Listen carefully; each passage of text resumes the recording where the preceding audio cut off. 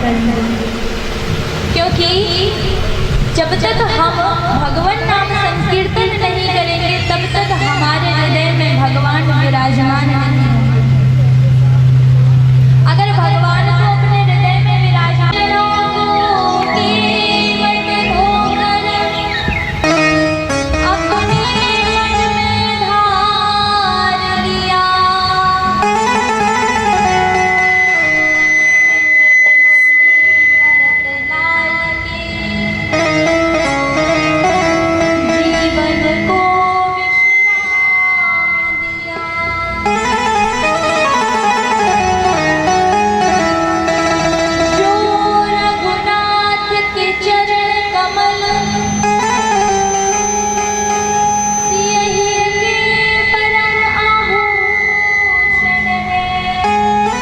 की कथा श्रवण करने का सौभाग्य प्राप्त नहीं हुआ।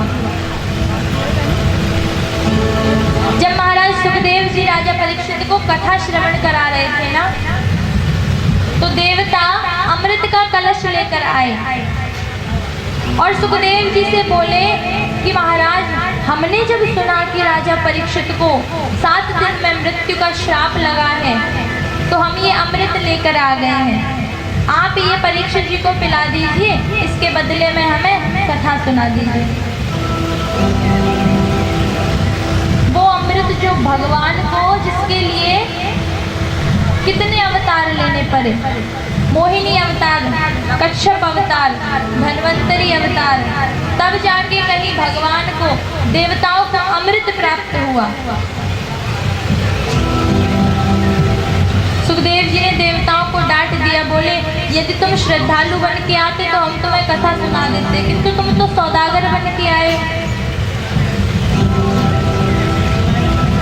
डांट कर भगा दिया।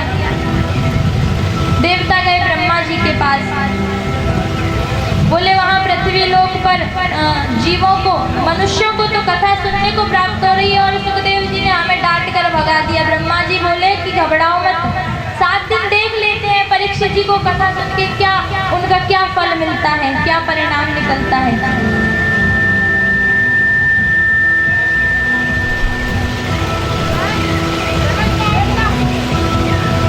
तो जब 7 दिनों के बाद परीक्षित जी की मुक्ति हो गई और वे तो भगवान के धाम को चले गए, तो धाता पे विस्मितः, ब्रह्मा जी की भी बुद्धि चकरा गई।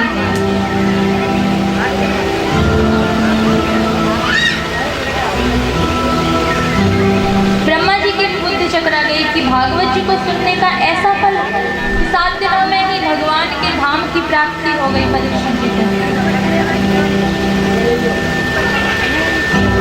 और सभी ने एक स्वर में कहा,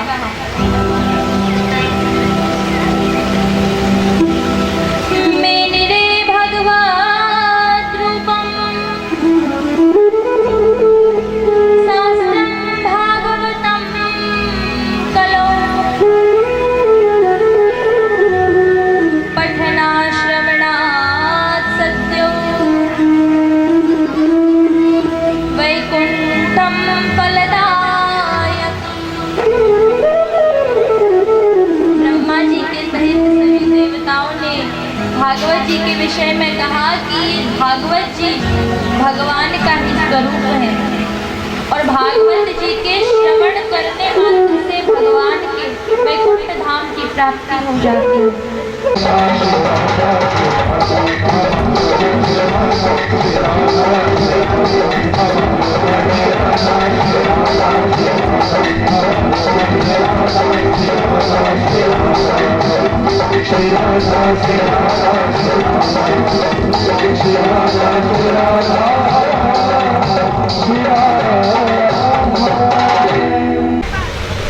अब जो बैठे एक नदी के किनारे रो रहे थे, वहीं से एक महात्मा गुजर रहे। महात्मा ने देखा तो पूछा कि आप क्यों उदास हैं? बोले क्या बताएं, हमारे कोई संतान नहीं है, इसीलिए हमने ये निर्णय किया है कि हम आत्महत्या करेंगे। महात्मा जी ने बड़ा समझाया कि देखो संतान नहीं है, कोई बात नहीं, भगवान का भजन करो, किंतु आत्मदेव जी की बुद्धि में जन्म के लिए रो रहे हो, तुम्हारे तो 7 जन्मों तक कोई संतान नहीं है तुम्हारे भाग्य में। पंडित जी ने सोचा लो हम तो एक ही जन्म के लिए रो रहे थे, इन्होंने तो 7 जन्मों की बता दी। बोले जो महात्मा भाग्य बता सकते हैं वो बदल भी सकते हैं। पल को देखकर धुंधली बड़ी धुंधली हो गई। बोले जी कहाँ से ले आए? पंडित जी को तो कुछ नहीं कहा, अपनी सहेली से दुख रोने लग गई। बोली बहन क्या बताऊं, जाने कौन से बाबा ने जो फल दे दियो है और मुंह को लाए के रह गए हैं, कह गए जे खा लो जाते पुत्र होएगा।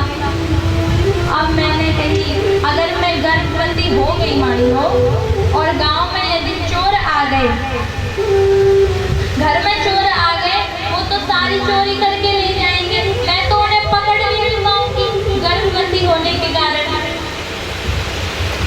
अच्छा मान लो यदि गांव में आग लग गई तो सब तो भाग जाएंगे, फंसूंगी अकेली में। और अगर मैं गर्भवती हो गई तो मेरे घर का सारा कार्य कौन करेगा? जब मैं प्रसूतिका गृह में पड़ी रहूंगी तो मेरे घर को कौन संभालेगा? बहन बोली कि कोई